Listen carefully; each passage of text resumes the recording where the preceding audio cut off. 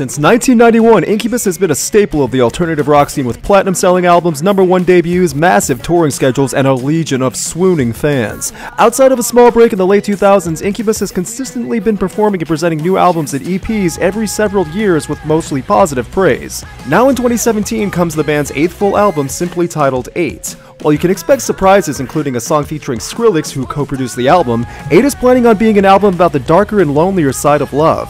Written out of personal experiences and the overall concepts, 8 intended to be a bit personal and moody.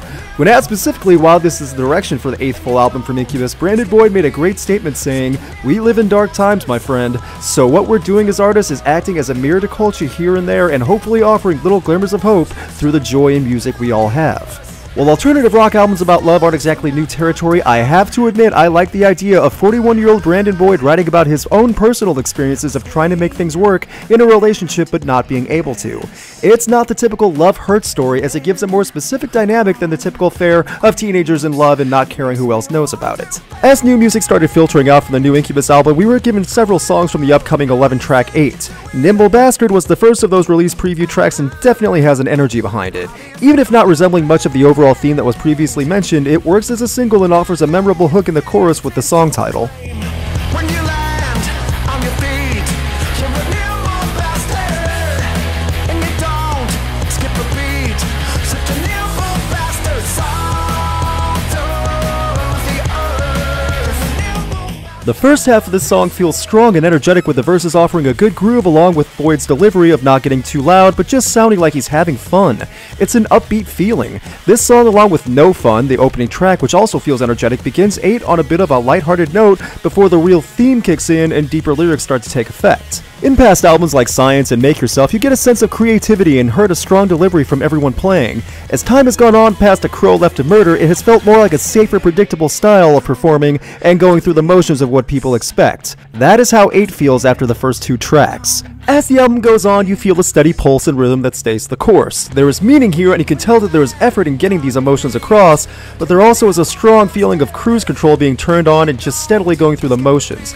It's not so much a desire to create something new as it is getting said message across in the same format that has already been tested.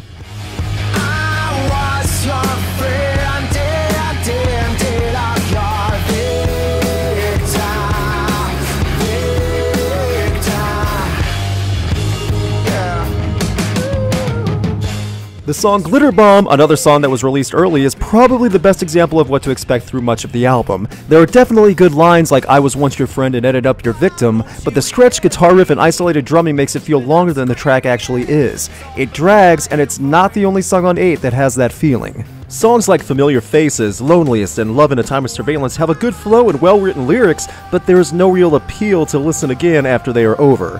The track Make No Sound in the Digital Forest is a good instrumental track, but also doesn't add much overall to the album. Taking away a good instrumental track, No Fun, and Nimble Bastard, there isn't much to really hook the listener. Where do we go?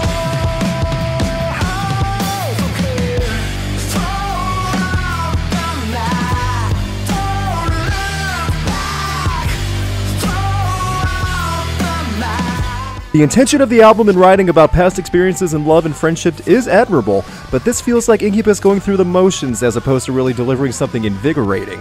While nothing on here is a chore to listen to, it's also lacking in excitement. The music from Incubus makes you wish you were listening to a previous Incubus album instead. Overall, 8 has a refined focus and strong lyrics, but falls short when really connecting it with flatlining music. It definitely will satisfy longtime Incubus fans, but it may not do much to win over new listeners who are hoping for more of the sound in Nimble Bastard. It's a good attempt in theme, but ultimately leaves you wishing for more variety and something to remember.